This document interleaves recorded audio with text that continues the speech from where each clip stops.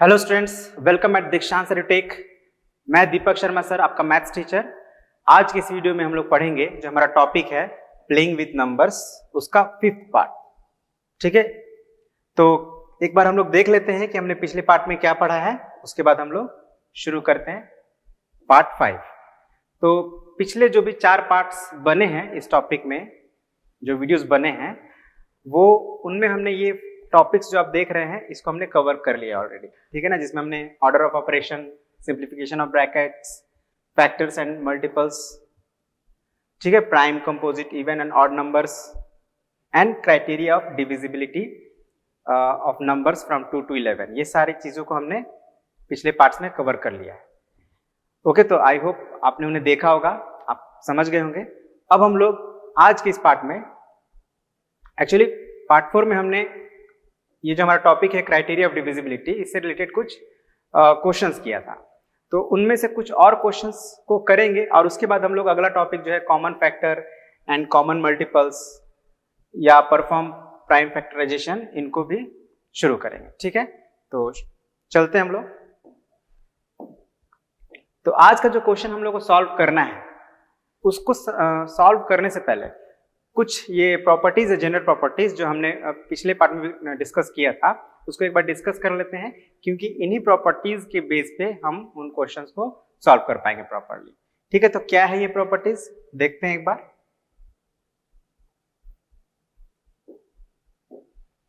तो पहला प्रॉपर्टी है, if a number is divisible by another number it must be divisible by each of the factors of the number. ठीक है, तो क्या इसका मतलब हुआ, इसको हम लोग एग्जाम्पल समझते हैं। जैसे सपोज कीजिए एक नंबर है 36 and this 36 is divisible bye 12। ठीक है, ये डिविजिबल बाय का साइन अभी समझ लीजिए फिलहाल। तो 36 जो है वो 12 से डिविजिबल है, तो यही 36 किस किस से डिविजिबल होगा, तो जो भी 12 के फैक्टर्स हैं। 12 के फैक्टर्स क्या होते हैं, 1 होते हैं, 2, 3, 4, 6 एंड 12 इटसेल्फ। लेकिन हम लोग वन तो obviously is a factor of all natural numbers, तो 1 हम लोग नहीं भी लिखेंगे तो चलेगा। मतलब हमें ये बेसिकली ध्यान देना है कि 2, 3, 4 एंड 6 इन चारों नंबर से भी ये 36 जो होगा डिविजिबल होगा। क्यों, क्योंकि 36 इज डिविजिबल बाय 12, तो 12 जो भी फैक्टर्स हैं उन सभी से ये नंबर डिविजिबल होगा। ओके, सेकेंड प्रॉपर्टी क्या है हमारा, if a number is divisible by each of the 2 और मोर को प्राइम नंबर्स। ठीक है, को प्राइम नंबर्स से डिविजिबल है। को प्राइम नंबर क्या होता है, तो ऐसे नंबर जिनका कॉमन फैक्टर 1 ही होता है, 1 के अलावा कोई दूसरा कॉमन फैक्टर नहीं हो, तो ऐसे नंबर्स को हम लोग को प्राइम नंबर्स कहते हैं। ठीक है, तो इसको भी समझ लेते हैं। जैसे यही एक एग्जांपल लेते हैं, 36। ठीक है, तो 36 इज डिविजिबल बाय 3 and 4।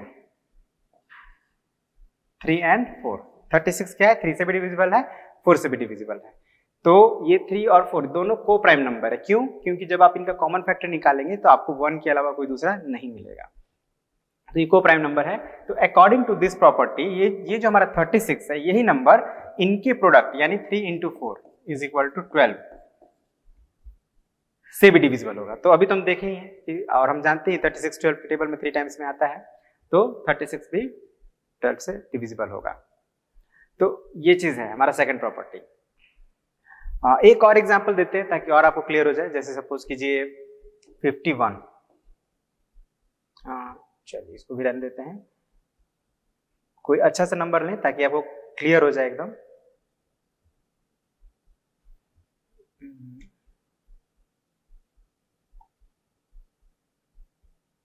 चलिए ये ले लेते हैं 42। ठीक है, ये एक नंबर है और ये नंबर हमारा किससे डिविजिबल है, 2 से भी डिविजिबल है और 7 से भी डिविजिबल है। ठीक है, 42 2 से भी डिविजिबल है और 7 से भी डिविजिबल है।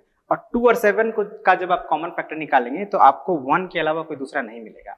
इसका मतलब कि 2 और 7 क्या हो गया, को प्राइम नंबर हो गया। तो इनका जो प्रोडक्ट होगा क्या होगा, प्रोडक्ट ऑफ 2 और 7 14 हो जाएगा। तो आप देख सकते हैं कि ये जो 14 आया हमारा इनका प्रोडक्ट, ये 14 भी डिवाइड कर देगा 42 को। मतलब ये 42 जो है 2 और 7 से तो डिविजिबल है ही, साथ ही साथ इनके प्रोडक्ट यानी 14 से भी डिविजिबल है। यही कहता है हमारा सेकंड प्रॉपर्टी। चलिए, तो समझ गए होंगे आप। अब प्रॉपर्टी थर्ड, ये क्या कहता है कि अगर कोई नंबर फैक्टर है each of the 2 given numbers, मतलब यहाँ पे वो नंबर जो है डिवाइड कर रहा है बेसिकली, है ना। फर्स्ट और सेकंड प्रॉपर्टी में नंबर खुद डिवाइड हो रहा था, इसमें अगर डिवाइड करता है, इसको भी हम लोग एक एग्जांपल समझते हैं। इसको मिटा देते हैं हम लोग, इसकी जरूरत नहीं है।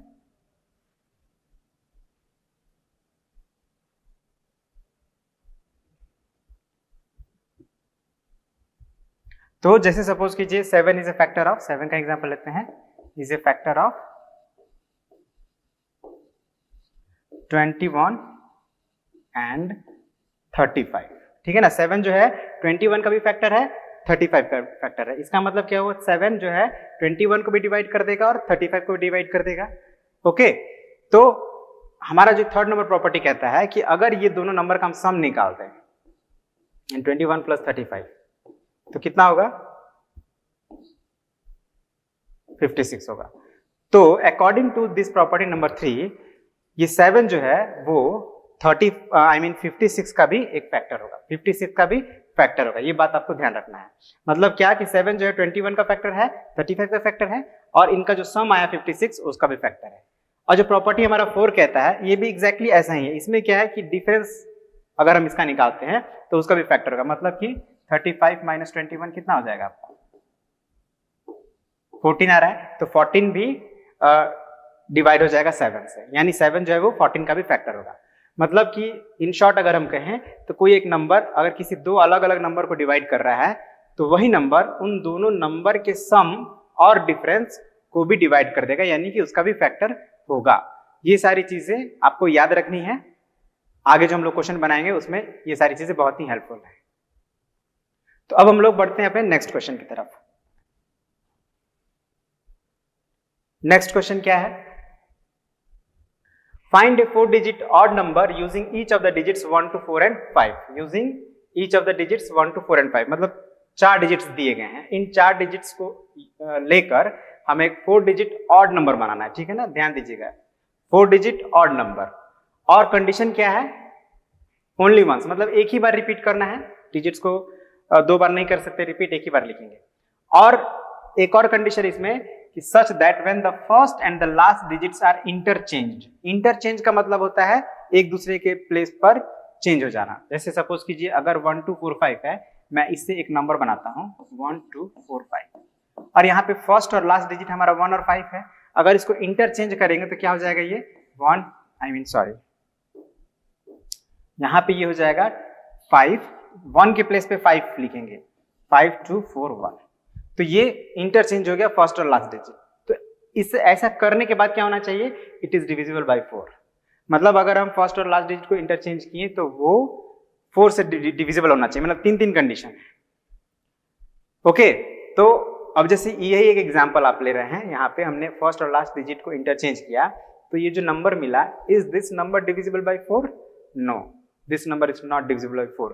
तो मतलब ये जो नंबर है, हमारा जो क्राइटेरिया है, जो क्वेश्चन में कंडीशन दिया है, उसको सेटिस्फाई नहीं करता है। तो इसी तरह आपको कुछ नंबर्स बनाने हैं, ट्रायल करना है, ट्रायल एरर मेथड से आपको बनाना है, देखना है कि क्राइटेरिया को सेटिस्फाई कर रहा है कि नहीं। अगर कर रहा है तो वो नंबर हमारा आंसर होगा, अगर नहीं कर रहा है तो हमारा आंसर नहीं होगा। यानी इसमें आपको कोई एक्चुअली फॉर्मूला यूज नहीं करना है, आपको बस ट्रायल एंड एरर करके कंडीशन को सेटिस्फाई करना है।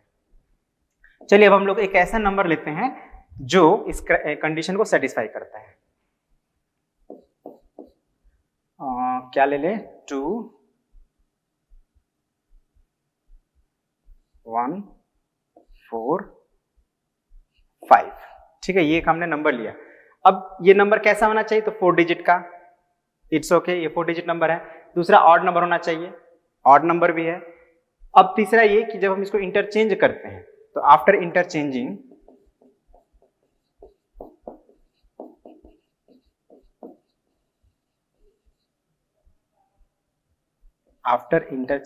फर्स्ट एंड लास्ट डिजिट्स, क्या मिलता है हमें, 5 1 4 2। अब ये जो नंबर है, देखिए ये नंबर क्या 4 से डिविजिबल है, तो अब देखिए इसका लास्ट का 2 डिजिट क्या आ रहा है, 42, और 42 4 से डिविजिबल होता है, नहीं होता है, no, 42 is not divisible by 4। 4 से डिविजिबिलिटी का रूल क्या है कि लास्ट का 2 डिजिट से बना नंबर 4 से डिविजिबल होना चाहिए। तो ये 42 4 से डिविजिबल नहीं है, इसका मतलब कि ये जो हमारा है ये भी सेटिस्फाई नहीं कर रहा है। ठीक है, तो फिर अब हमको नेक्स्ट बार ट्राई करना पड़ेगा। इसका मतलब आप क्या समझें, आपको थोड़ा मेहनत करना पड़ेगा इसको सॉल्व करने के लिए। तो एक और देखते हैं,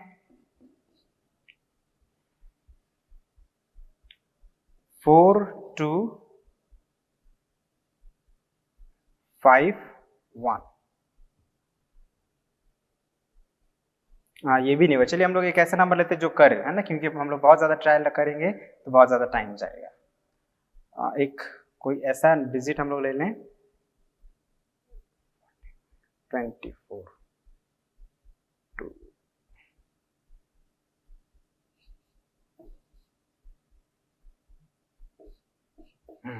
चलिए ये एक नंबर लेते हैं 4125। अब इसको हम लोग इंटरचेंज करते हैं। After interchanging first and last digit हम लोग क्या मिलेगा, 5124।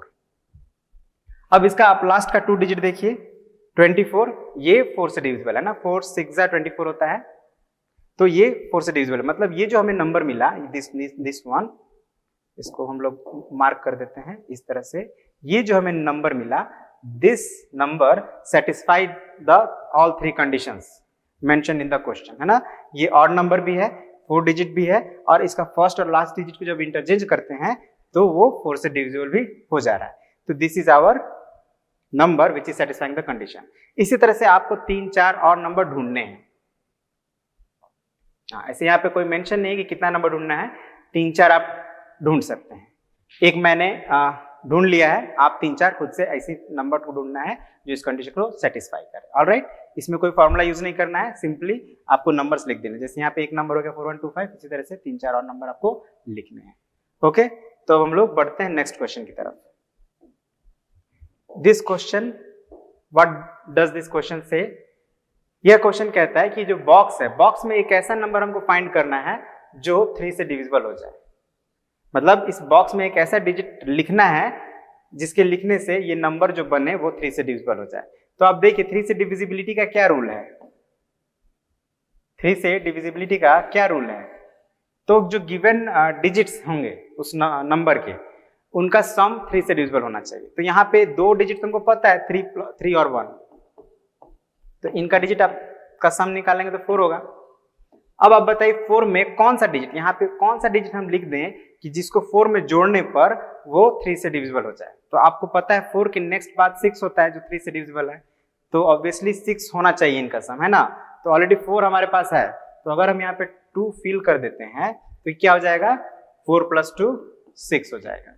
और जैसे ही 6 होगा ये 3 से डिविजिबल हो जाएगा। मतलब यहाँ पे हम लोग एक डिजिट 2 फिल कर सकते हैं। लेकिन इस सिचुएशन में जो आंसर होगा हमारा मल्टीपल होगा, 2 ही नहीं। अगर हम यहाँ पे 2 की जगह पर 5 रख देते हैं, ठीक है ना, 4 + 5, तो क्या होगा, 9 हो जाएगा। और 9 भी तो 3 से डिविजिबल है, यानी अगर हम इसको 3 1 2 की जगह 3 1 और 5 फिल कर दें, still the number that we will get will be divisible by 3। अगर 5 की जगह पे हम क्या करते हैं, 8 लिख देते हैं, तो क्या हो जाएगा, 12 हो जाएगा। तो 12 भी तो 3 से डिविजिबल है, यानी कि यहाँ पे हम लोग इस बॉक्स में 8 भी फिल कर सकते हैं। तो यहाँ पे 3 डिजिट्स हमको मिल रहे हैं, 2 5 एंड 8। सिमिलरली यहाँ भी आपको 3 डिजिट्स मिल सकते हैं, इस बॉक्स में भी 3 डिजिट्स मिल सकते हैं और इसमें भी मिल सकते हैं। अब 3 या 2 जो भी मिले आपको फिल करना है वो डिजिट्स को, ठीक है। तो ये भी आई होप समझ गए होंगे। इसमें भी कोई क्वेश्चन कोई फॉर्मूला यूज नहीं करना है, आपको बस ये लॉजिक यूज करना है, जो डिविजिबिलिटी का क्राइटेरिया है उसी के बेस पर, और फिर आपको आंसर देना है। ओके, तब हम लोग नेक्स्ट क्वेश्चन करें। अगेन ये भी क्वेश्चन है जिसमें आपको वही जो डिविजिबिलिटी का क्राइटेरिया है उसको यूज करके आपको आंसर देना है। तो यहाँ पे जो गिवन नंबर है वो डिजिट्स, कुछ डिजिट्स हैं और कुछ लेटर्स दिए गए हैं। तो गिवन हमारा नंबर क्या है, P7Q6। अब ये नंबर जो है 24 से डिविजिबल है, ठीक है। This number is divisible bye 24। अब 24 का डिविजिबिलिटी क्राइटेरिया तो हम लोग नहीं जानते हैं, तो इसको सॉल्व करने के लिए हम लोग एक हमारा जो प्रॉपर्टी था, जो भी हम लोग चर्चा किए, उस प्रॉपर्टी के बेस पे सॉल्व कर सकते हैं। वो हमारा प्रॉपर्टी क्या था, फर्स्ट नंबर प्रॉपर्टी पर ध्यान दीजिएगा कि if a number is divisible by a number then this number must be divisible by the factors of this given number. मतलब यहाँ पे क्या है, फर्स्ट प्रॉपर्टी पर अगर हम ध्यान दें तो जैसे ये हमारा नंबर है 24 से डिविजिबल है, तो ये नंबर 24 के सभी फैक्टर से डिविजिबल होगा। ऑलराइट, तो 24 के जो फैक्टर्स है वो कौन कौन है, कौन कौन फैक्टर है इसके? तो 1 है, 1 को चलिए हम लोग नहीं लिखते हैं, 2 है, 3 है, 4 है, 6 है, 8 है, 12 है, और 24 को भी नहीं लिखते क्योंकि वो तो होगा ही, 24 से तो डिविजिबल है ही, तो लिख ही रहा है।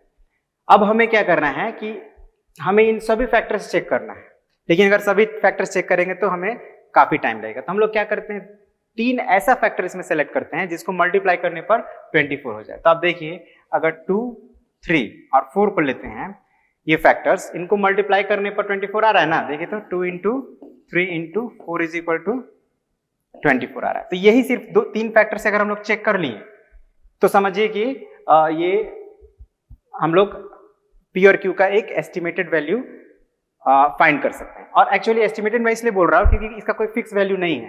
पी और क्यू के मल्टीपल वैल्यूज आएंगे, जैसे भी पिछली बार हम लोग को मल्टीपल वैल्यूज मिल रहे थे, यहाँ भी सेम कंडीशन है। तो देखिए, सबसे पहले हमें क्या करना है, ये देखना है कि ये 2 से डिविजिबल है कि नहीं। तो 2 से डिविजिबल होने के लिए तो पी और क्यू का कोई भी वैल्यू आप रखेंगे तो 2 से डिविजिबल हो जाएगा, राइट, क्योंकि लास्ट डिजिट 6 है। तो हमको अब 2 से चेक करने की भी जरूरत नहीं है क्योंकि लास्ट डिजिट तो 6 है, जो कि हमें क्लियर हो रहा है कि वो 2 से डिविजिबल है, तो इससे भी अब हम नहीं करेंगे। हमको मेनली 3 और 4 से चेक करना है। तो 3 के लिए क्या क्राइटेरिया होता है कि इनके डिजिट्स का सम होना चाहिए क्या, 3 से डिविजिबल। तो अब यहाँ पे अगर हम सम निकालते हैं तो पी और क्यू में से किसी का वैल्यू नहीं पता, तो वहां पे हमको फिर थोड़ा ट्रबल होगा। तो हम लोग क्या करते हैं, पहले 4 का चेक कर लेते हैं। 4 का चेक करने के लिए हम लोग को सिर्फ 2 डिजिट चाहिए, Q एंड 6। अब आप देखिए 4, ये Q6 जो हमारा नंबर बनेगा इसे Q6, ये क्या होना चाहिए, डिविजिबल बाय 4 होना चाहिए। अब बताइए कौन कौन सा ऐसा नंबर है जो 4 से डिविजिबल है, 2 डिजिट नंबर, और जिसके वंस प्लेस पे 6 है। तो आई थिंक एक 16 ही है मेरे ख्याल से, राइट, 16 है जो 4 से डिविजिबल है, 36 भी है शायद, और 56 भी है।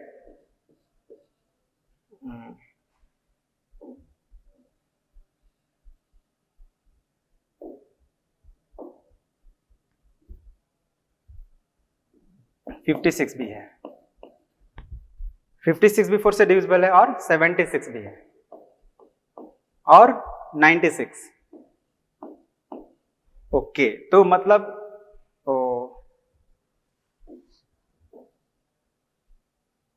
आई होप आप बात समझ रहे होंगे ना। 96 भी 4 से डिविजिबल है, मतलब 6 के साथ हम 1, 3, 5, 7, 9 ये जितने ऑड डिजिट्स हैं उनको अगर हम क्यू के प्लेस पे प्लेस कर दें तो ये नंबर 4 से डिविजिबल हो जाएगा। लेकिन हमको क्या चाहिए, जो 3 से भी डिविजिबल हो। तो क्यू का वैल्यू अगर हम लोग 1 रखते हैं, अब ध्यान दीजिएगा, इसी पे आपको डिपेंड, आपको सारा वैल्यूज निकलेगा। अगर क्यू की वैल्यू हम लोग 1 रखते हैं तो सम ऑफ डिजिट्स क्या हो जाएगा, 7 प्लस 1 प्लस 6 प्लस p, यानी कि 14 प्लस p, ठीक है ना, 14 प्लस p, समझ लीजिएगा, इसी से हमारा सारा वैल्यू निकलेगा। अगर क्यू की वैल्यू 1 हम ले रहे हैं तो यहाँ पे हमारा सम क्या रहा है, 14 प्लस p। अब 14 के ठीक बाद कौन सा ऐसा नंबर है जो 3 से डिविजिबल है, यही आपको सोचना है। तो 14 की जस्ट बाद जो होता है वो 15 होता है जो 3 से डिविजिबल होता है। तो अगर p का वैल्यू भी 1 हो गया तो ये नंबर क्या बन जाएगा हमारा, 1716, यानी ये नंबर हमारा क्या हो जाएगा, एक ऐसा नंबर है जो 2 से भी डिविजिबल होगा, 3 से भी डिविजिबल होगा, 4 से भी डिविजिबल होगा, और इसीलिए ये नंबर 24 से भी डिविजिबल हो जाएगा। ओके, तो ये एक नंबर हमें मिल गया, यानी P1 और Q1 मिल गया। लेकिन मल्टीपल, जैसे मैंने कहा, इसकी मल्टीपल वैल्यूज भी हो सकते हैं। जैसे अगर अब हमने 1 लिया, अगर P की वैल्यू 3 रख दे, यहाँ पे P इज इक्वल टू 3 रखें तो हमारा ये क्या हो जाएगा, 14 प्लस P। अब नो, आई एम सॉरी, यहाँ पे हमने 3 रखना है ना,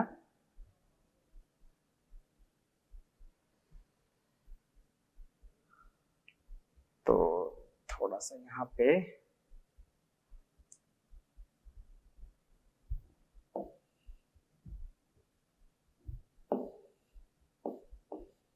यहाँ पे एक टेक्निकल फॉल्ट हुआ है, बट इट्स ओके। हम लोग जो हम लोग बस समझना है और उसके बेस पे आंसर देना है। तो अगर p की वैल्यू हम 3 यहाँ पे रख दें तो ये हमारा क्या हो जाएगा 3 + 7 plus no not p, it's q, sorry q की वैल्यू 3 अगर रख दें तो 3 + 7 + 6 एंड प्लस p क्या हो रहा है 16 + p, ठीक है 16 + p हो रहा है। तो 16 के ठीक नेक्स्ट कौन सा ऐसा नंबर जो 3 से डिविजिबल है, तो 18 हो रहा है ना। 16 के बाद 18 3 से डिविजिबल होता है, तो यहाँ पे हमें p का वैल्यू फिर क्या मिल गया 2 और q हमने क्या लिया था 3, तो ये भी एक हमको वैल्यू मिल गया, मतलब एक वैल्यू मिला जिसमें p और q दोनों 1 है, एक मिला p का वैल्यू 2 और q का वैल्यू 3। इसी तरह हम और भी वैल्यूज निकाल सकते हैं, ठीक है। तो आप इसकी जो नेक्स्ट वैल्यूज हैं आप खुद से ट्राई करें, बस यही मेथड को फॉलो करना है और आप वैल्यूज निकाल लेंगे आराम से। ओके, तो अब हम लोग बढ़ते हैं नेक्स्ट क्वेश्चन की तरफ। तो बेसिकली यहाँ पे हमें कुछ सोल्यूशन नहीं करना, ये रफ वर्क ही है, इसी को आपको फॉलो करके p और q के जो पॉसिबल वैल्यूज हैं वो आपको निकालना है। कोई फिक्स वैल्यू नहीं होगा, कोई फॉर्मूला की जरूरत नहीं है, कोई प्रोसेस की जरूरत नहीं, कोई मेथड की जरूरत नहीं है, बस रफ करना है, क्राइटेरिया डिविजिबिलिटी यूज करना है और फिर p और q का वैल्यूज निकालना है। चलिए अब नेक्स्ट क्वेश्चन देखते हैं। A number is divisible by 7 and 13, by which other number will that number be always divisible. तो यहां पे भी देखिए हमें एक प्रॉपर्टी का यूज करना है। एक नंबर है, मान लेते हैं ये नंबर हमारा है a और ये किससे किससे डिविजिबल है 7 and 13 से। तो देखिए तो ये ऐसा प्रॉपर्टी हम लोग पढ़े थे ना अभी थोड़ी देर पहले, जहां पे कोई एक नंबर दो नंबर को डिवाइड कर रहा है या दो नंबर से डिविजिबल है। जैसे ये देखिए यहाँ पे 36 था, 3 और 4 दोनों से डिविजिबल है और दोनों को प्राइम नंबर है, तो इसके प्रोडक्ट से भी वो डिविजिबल होगा। ओके, तो वही हमारा यहाँ पे प्रॉपर्टी यूज होगा और इसका आंसर आ जाएगा। यहाँ भी देखिए एक नंबर है, अब ये कौन सा नंबर है हमें नहीं पता, लेकिन ये 7 और 13 दोनों से डिविजिबल है और आप देखते हैं कि 7 और 13 दोनों ही को प्राइम नंबर है, तो रिक्वायर्ड हमारा आंसर क्या हो जाएगा। यहां भी हमें एक्चुअली में वो प्रॉपर्टी यूज करना, कोई फॉर्मूला यूज नहीं करना है। 7 × 13 91, इसका आपको एक आंसर मिल गया 91, लेकिन ऐसा नहीं है कि इसका सिर्फ आंसर 91 ही होगा, और भी आंसर हो सकती है, डिपेंड करता है ए का वैल्यू पर, ए का वैल्यू पर डिपेंड करता है। 91 एक आंसर मिला है और भी मिल सकते हैं, ठीक है ना। लेकिन कम से कम ये एक नंबर हमें जरूर हम कह सकते हैं श्योरली कि वो नंबर जो होगा ए का वैल्यू जो भी हो वो 91 से जरूर डिविजिबल होगा according to this property. Okay, next question.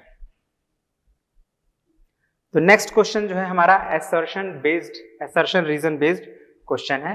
तो इसमें हमें बेसिकली ये ऑप्शंस को ही समझना है। सबसे पहले A B C D 5 options होते हैं, 5 ऑप्शंस को समझना है। और इसको हम लोग ऑलरेडी जब लेसन 1 कर रहे थे, इसके पहले वाला जो लेसन था नोइंग आवर नंबर, जब उसको कर रहे थे तो मैंने आप लोगों को ऑलरेडी एक्सप्लेन किया था कि ये जो 5 ऑप्शंस हैं इनका मतलब क्या है ना। तो हम लोग उतना ज्यादा टाइम नहीं लेंगे, हम लोग बस सिंपली असर्शन और रीजन को समझेंगे और फिर हम लोग देखेंगे कौन सा हमारा ऑप्शन इस असर्शन रीजन को सेटिस्फाई करता है। तो क्विकली मैं एक बार बता दे रहा हूं कि असर्शन और रीजन एक स्टेटमेंट होते हैं जो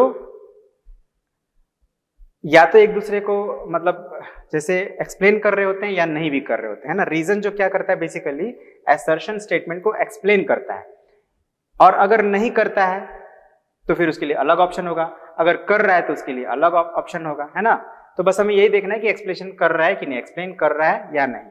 तो पहले हमारा असर्शन क्या है कि this is a given number and this is divisible by 3 as well as 9। ये एक नंबर है जो 3 से भी डिविजिबल है और 9 से भी डिविजिबल है। तो सबसे पहले हमें ये चेक करना है क्या ये स्टेटमेंट सही है। तो देखिए हम लोग क्या करें, क्विकली इन सभी डिजिट्स को प्लस कर देते हैं। तो 3 + 1 4, 4 + 4 8, 8 + 5 13, + 6 19 and +8 27 means 27 is divisible by 3, 27 3 से डिविजिबल है, 9 से भी डिविजिबल है। It means this number is divisible by 3 as well as 9। मतलब ये जो हमारा असर्शन है is a true statement. Okay, अब रीजन भी चेक कर लेते हैं। Number divisible by 9 will also be divisible by 3। तो ये स्टेटमेंट सही है कि नहीं। तो ये स्टेटमेंट अभी हमने जो जनरल प्रॉपर्टीज पढ़ा था उसी के बेस पर है। अभी हमने जनरल प्रॉपर्टीज में एक पढ़ा था, आपको मैं दिखा देता हूं।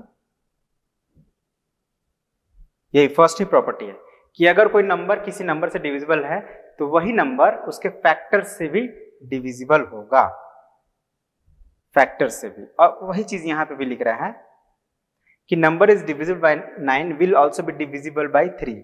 तो 3 जो है वो 9 का फैक्टर है, यानी फर्स्ट प्रॉपर्टी वाला जो है यहाँ पे यूज हो रहा है। सिंस 3 इज फैक्टर ऑफ 9, तो इसीलिए अगर कोई नंबर 9 से डिविजिबल है तो वो 3 से भी डिविजिबल होगा। मतलब दोनों ही स्टेटमेंट ट्रू है। पहला तो हमें ये पता चल गया दोनों स्टेटमेंट सही है। अब हमें ये पता करना है क्या ये जो रीजन स्टेटमेंट है is it explaining our assertion statement or not. तो आप देखिए ध्यान से अगर देखेंगे तो बिल्कुल ये एक्सप्लेन कर रहा है। यहाँ पे वही चीज लिखा है कि ये नंबर है जो 3 और 9 दोनों से डिविजिबल है। क्यों? क्योंकि जो नंबर 9 से डिविजिबल होगा वो 3 से भी डिविजिबल होगा। तो अगर ये नंबर 9 से डिविजिबल हो रहा है तो डेफिनेटली 3 से डिविजिबल होगा, यानी कि ये करेक्ट एक्सप्लेनेशन है और दोनों स्टेटमेंट भी करेक्ट है। तो अब देखिए कौन सा ऑप्शन है जिसमें दोनों स्टेटमेंट भी करेक्ट हो रहे हैं और रीजन जो हो रहा है वो करेक्ट एक्सप्लेनेशन भी हो रहा है। तो I think our option A is the correct answer. यहाँ पे क्या कह रहा है, assertion एंड रीजन दोनों करेक्ट स्टेटमेंट है और reason is the correct explanation of the assertion A. ठीक है, तो आवर आंसर इज यहाँ पे ए। अब इसको थोड़ा हम लोग डिटेल में भी लिख सकते हैं क्यों ए है हमारा, तो उसको हम लोग थोड़ा नेक्स्ट पेज पे समझ लेते हैं। तो हियर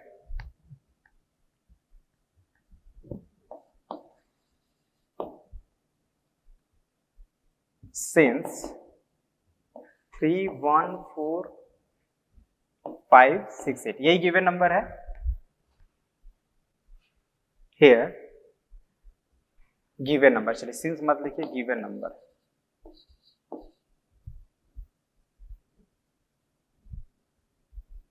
स्टेटमेंट का ध्यान देना है कि थोड़ा क्लैरिटी रहे।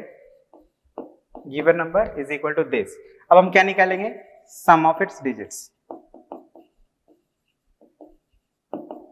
क्या हो जाएगा, 3 plus 1 plus 4 plus 5 plus 6 plus 8।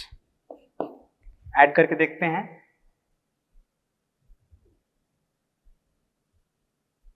$27 आ रहा है ना, which is divisible by 9।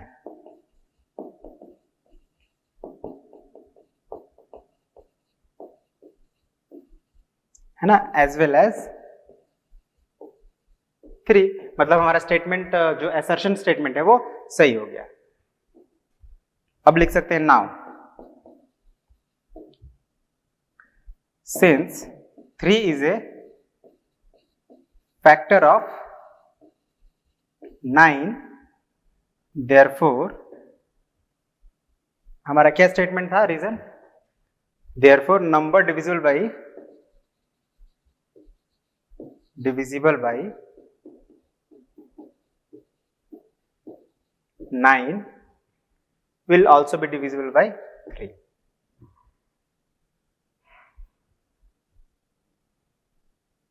will also be divisible by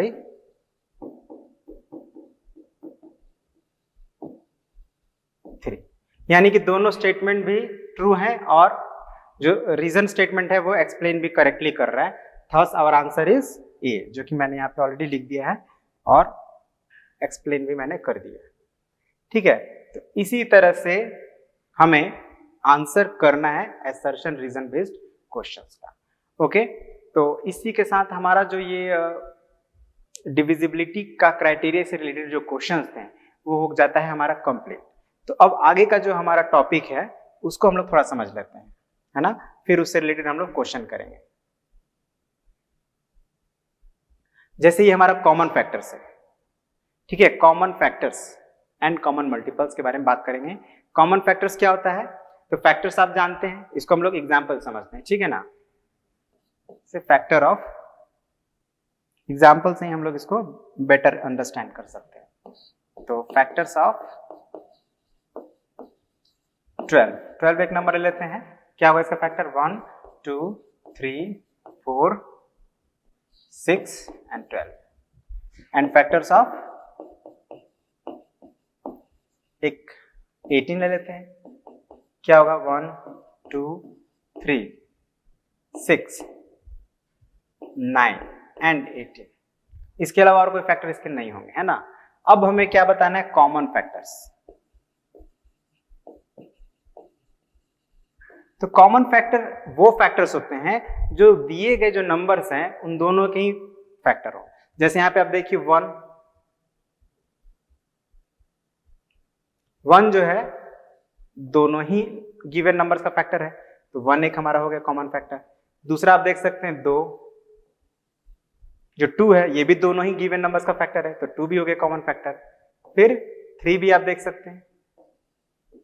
अब देखिए यहां 4 है, यहां 4 नहीं, तो 4 नहीं होगा, लेकिन 6 यहां भी है, यहां भी है, तो 6 हो गया कॉमन फैक्टर। इसके अलावा कोई भी ऐसा नंबर नहीं है जो दोनों ही गिवन नंबर का फैक्टर हो। तो हमारे कॉमन फैक्टर्स क्या हो गया, 1, 2, 3 एंड 6, यही 4 कॉमन फैक्टर्स हैं। तो आई होप समझ में आएगा एग्जाम्पल से, और ये नया टॉपिक नहीं है, आपने प्रीवियस क्लास में भी पढ़ा है। और एक छोटा सा टॉपिक है उसको भी कवर कर लेते हैं, कॉमन मल्टीपल्स। तो यहां पे भी हम लोग को एग्जैक्टली वैसे ही सॉल्व करना है, बस हमने जो वहां फैक्टर फाइंड किया था यहां पे हम लोग मल्टीपल फाइंड करेंगे। जैसे एग्जांपल से मल्टीपल्स ऑफ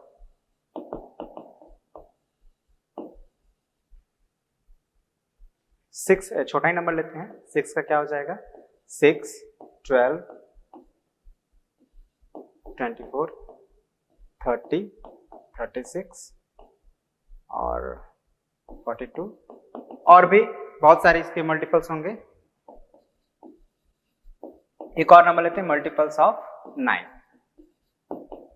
9, 18, 27, 36, 45, 54 और भी बहुत सारे होंगे। तो इसमें आप कॉमन मल्टीपल्स आप देख सकते हैं,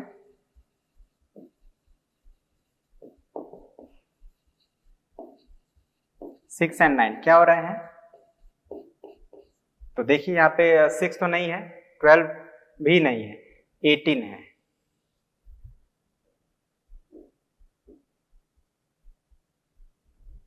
एटीन जैसे हमारा 6 का भी मल्टीपल है और 9 का भी, तो ये हो गया एक कॉमन मल्टीपल। इसके बाद नेक्स्ट हमारा 36 हो रहा है, यहाँ भी है, यहाँ भी है, दोनों ही का मल्टीपल है। नेक्स्ट अब इसके बाद हमको और चाहिए तो और लिखना पड़ेगा, है ना।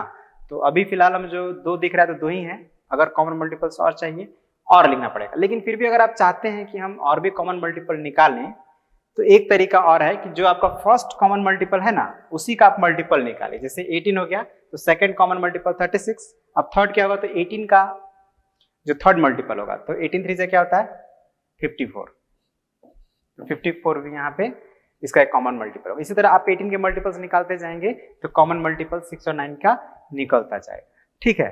तो बेसिकली यही है, कॉमन मतलब जो दोनों का हो, यही समझना है। और एक चलिए तो ऐसे रहने देते हैं, क्योंकि ये बेसिकली अब आगे जो है वो थोड़ा हम लोग को अच्छे समझना पड़ेगा, तो उसको हम लोग नेक्स्ट वीडियो में बढ़िया समझेंगे। तो बेसिकली हमने आज क्या समझा, एक बार हम लोग थोड़ा रिकैप कर लेते हैं। हमने ये समझा 4 प्रॉपर्टीज, इन 4 प्रॉपर्टीज को हमने समझा, जिसमें पहला था कि अगर कोई नंबर किसी नंबर से डिविजिबल है तो वही नंबर उस फैक्टर से भी, उस नंबर के फैक्टर से भी डिविजिबल होगा। सेकंड क्या हमने समझा कि अगर कोई नंबर किसी 2 अलग अलग नंबर से डिविजिबल है और वो दोनों ही नंबर को प्राइम नंबर हैं, तो यही नंबर इन दोनों के प्रोडक्ट से भी डिविजिबल होगा। उसके बाद हमने समझा कि अगर कोई नंबर किसी 2 नंबर्स को डिवाइड करता है, यानी कि अगर ये नंबर किसी 2 अलग अलग नंबर का फैक्टर है, तो यही नंबर इन दोनों नंबर के सम और डिफरेंस का भी फैक्टर होगा। और उसके बाद हमने कॉमन फैक्टर और कॉमन मल्टीपल के बारे में समझा, और कुछ हमने क्वेश्चन किया जो based on properties of divisibility था। ओके, तो आज के लिए इतना ही रहने देते हैं हम लोग, मिलते हैं अगले पार्ट में, जो हमने सीखा है उससे रिलेटेड कुछ क्वेश्चंस को करते हुए भी। ओके, तो आज के लिए इतना ही, thank you very much, have a nice day.